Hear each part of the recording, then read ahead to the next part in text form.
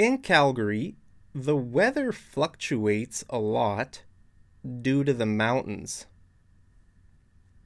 In Calgary, the weather fluctuates a lot due to the mountains. Well, guys, welcome back to another episode of Mad English TV. Today we're going to talk about pronunciation, slang, vocabulary, and that's it. So if you like those things, smash that like button and let's get going. All right, so what does fluctuations mean? In Calgary, the weather fluctuates. So this is a verb. Fluctuate is a verb. The noun is fluctuation. Okay, so what does that mean? It means this. To fluctuate means to go up and down. It means to change. Right? So, anything could fluctuate, right?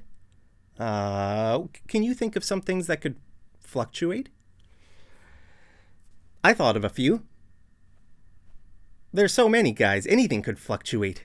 Your breathing could fluctuate, right? If you're exercising, you're breathing really fast. But then when you relax, your breathing slows down, right? So it's high, low. Your heart rate could fluctuate. When you're exercising, your heartbeat's going like this, dum, dum, dum, dum, dum, dum, dum. But when you're just relaxing, like I am right now, teaching you English, what does my heart rate get? It's pretty high, actually. Beat, beat, beat, beat, beat. Right, so it fluctuates sometimes. Sometimes it's fast, sometimes it's slow. Trade could fluctuate between countries. Right, so sometimes maybe there's a high level of trade, and then maybe sometimes it falls off. Maybe next year the trade is a little bit down, and then maybe next year, the year after that, maybe it's up a bit, and it's always a bit down, up and down, right? Your speed could fluctuate, right? Imagine if you are driving on the highway, you're going 100 kilometers an hour, but you want to pass someone. So you increase your speed to 120, you pass the guy, and then your speed goes back down to 110. Are you a bit rebellious, guys? Have you ever committed the crime of speeding? I'm not going to disclose whether or not I have committed that crime. Just assume the best, guys, and assume that I've never committed that crime. It's always nice to think the best of people, right? Think the best of me, guys. I'm not a criminal. I don't speed much. So speed could fluctuate. Elevation could fluctuate. Maybe you're in a plane. The plane is flying at 30,000 feet, and then for some reason it drops down to 28,000, and then it goes back up to 30,000, and then maybe a bit higher, a bit lower. I don't know. It's happened before. Maybe if the plane encounters turbulence, it's where you think you're going to die, right? Where the plane's jumping around. That's turbulence. Okay, so turbulence is a little bit of a different idea than fluctuate. Fluctuate is more of like when we're talking about the level of something, like the level of trade, the level of speed, the price of something. Prices go up and down. Gas prices. Today, the price of gas is like this much. Maybe tomorrow it's a bit higher. Maybe the next day it's a bit lower. It's always fluctuating. The stock market fluctuates all the time. Grades could fluctuate. Maybe you take a test and you get 80%. Then the next time you take a test, you get 90%. And then on your next test, it's 70, then 50, then 100. Yeah, it fluctuates. Okay, so fluctuate is a little bit of a different idea than turbulent. Turbulent means like kind of like almost has this idea of like chaotic, violent, almost like it's really turbulent. If we talk about turbulent weather, we're talking about like a storm, Okay. But if we talk about weather fluctuating, like in Calgary, the weather fluctuates all the time, right? Sometimes it's hot, sometimes it's cold, sometimes it's windy, sometimes it's calm, sometimes it's, you know, I don't know, sunny, sometimes it's shady, right? It's just always different. Day to day, it's different in Calgary. Whereas a lot of parts of the world, the weather barely fluctuates at all. Like if you have your phone, right? If you have the weather app on your phone and you look up some place in the Philippines or in India or somewhere like closer to the equator, some of these places, and I love looking at the weather app, looking at some of those places. It's literally the same temperature every single day for the whole block of days, right? So, maybe you're looking up the weather in, I don't know, maybe like Bangalore or something, right? It'll be like a high of 30, a low of like 25 maybe. Every single day for like a month, right? It's exactly the same. I love that. I love that kind of weather consistency. But here in Canada, yeah, that never happens, right? It's the weather fluctuates a lot here in Canada, especially on the prairies, like places like Calgary, right? I mean, Calgary is pretty close to the mountains, so we get all kinds of weather in Calgary, right? So, guys, anything could fluctuate, right? So, in Calgary, the weather fluctuates a lot due to the mountains. Okay, now listen to how I pronounce this word. Well, what does this mean first? This means because of. Due to means because of. So the weather fluctuates because of the mountains. But I'm saying due to. Am I saying due to? No, I said due to. In Calgary, the weather fluctuates a lot due to the mountains. Due to. Due to is the name of the president of Poland. Guys, did you know that? Andrzej Duda. Andrzej. What a great name, guys. Andrzej. Hey, Andrzej. Send me a Polish sausage, would ya? Send me a Polish sausage, would ya? Andrzej. Do you know what I just said? What did I just say? I said, send me a Polish sausage, would ya? Send me a Polish sausage, would ya? What does that mean? Why am I saying this? Do you know what this means? We still recording, guys? Yes, we are. Thank you so much for joining me here in my studio. I love having you here. Thank you very much.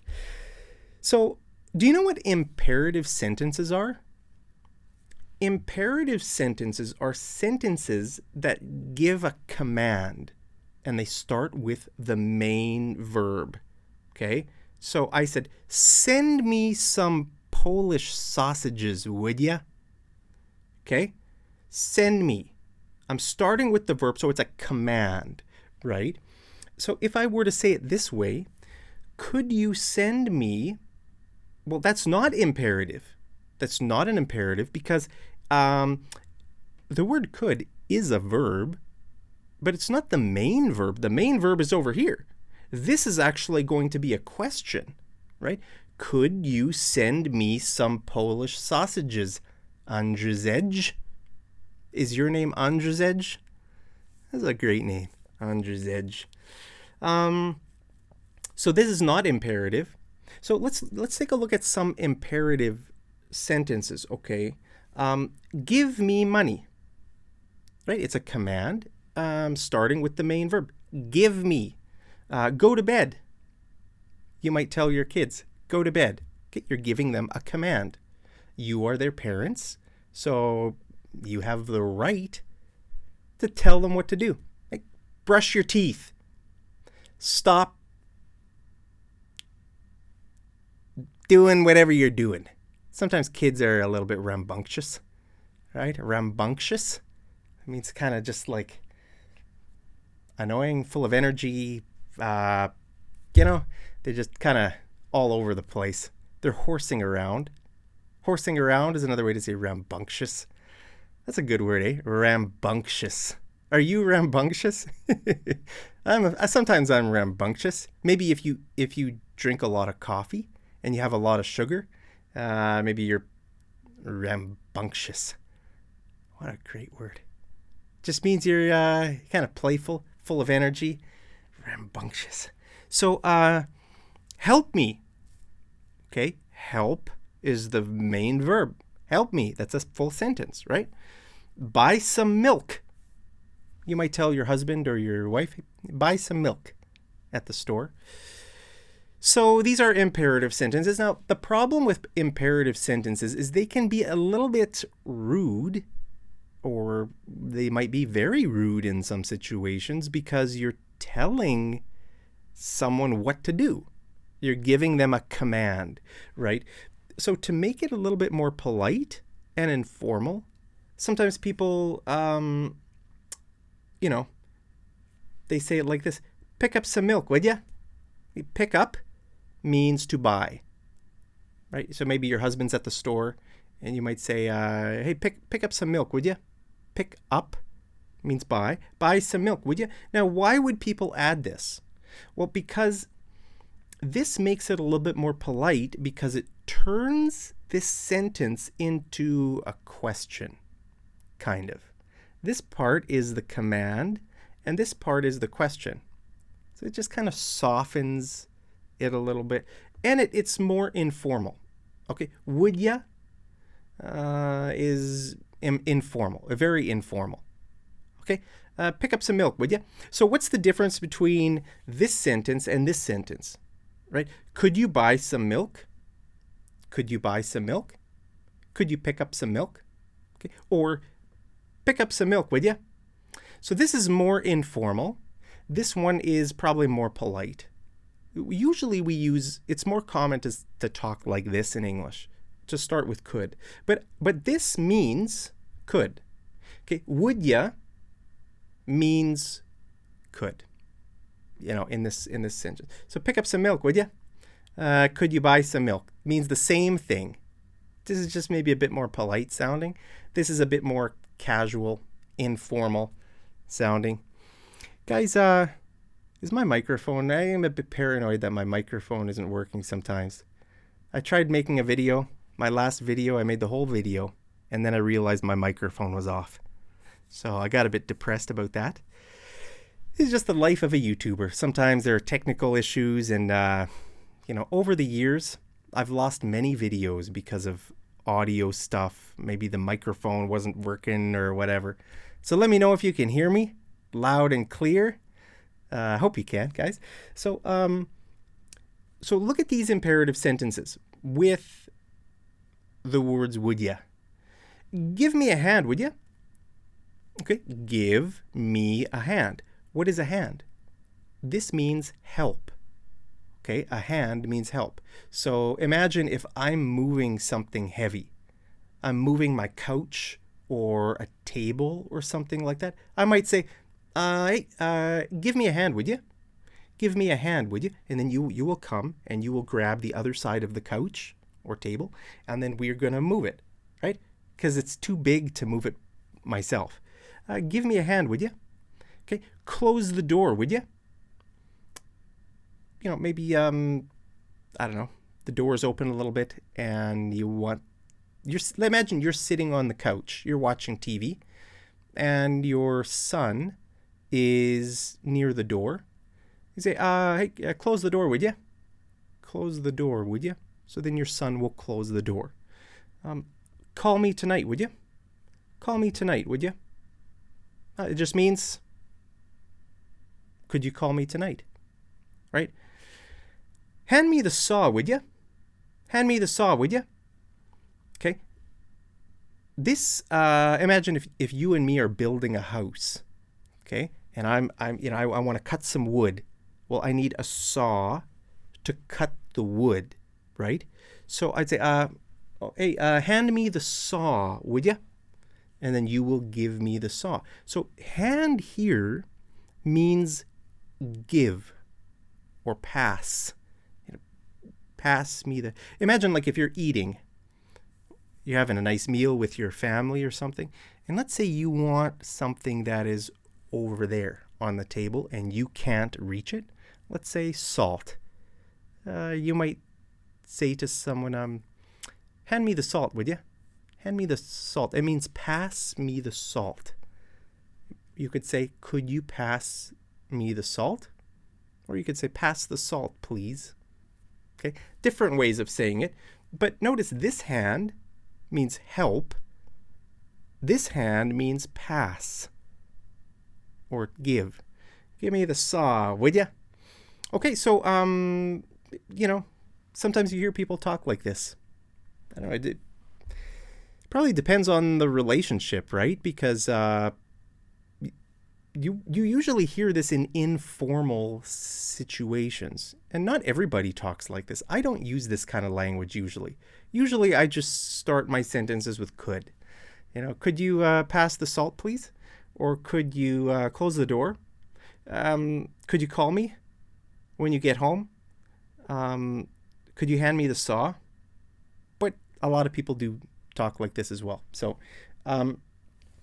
So guys, look at this sentence again. Let's get back to this sentence. In Calgary, the weather fluctuates a lot due to the mountains.